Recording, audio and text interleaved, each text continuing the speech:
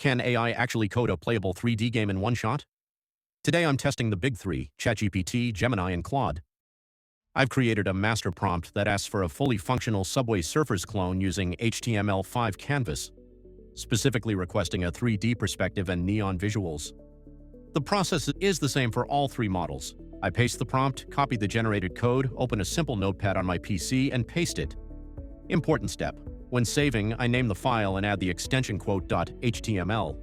This turns the text into a playable web game instantly, no expensive software needed. First up, let's run the ChatGPT file. Okay, I asked for a 3D perspective, and ChatGPT gave me a flat 2D top-down view.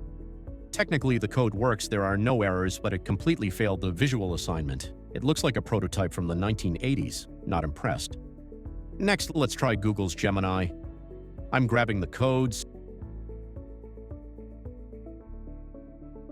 saving it as an HTML file and launching it in the browser. Now this is an upgrade. Look at the floor. Gemini actually calculated the math for a vanishing point, creating a real illusion of depth. It feels faster and the physics are decent. It's not beautiful, but it's definitely 3D.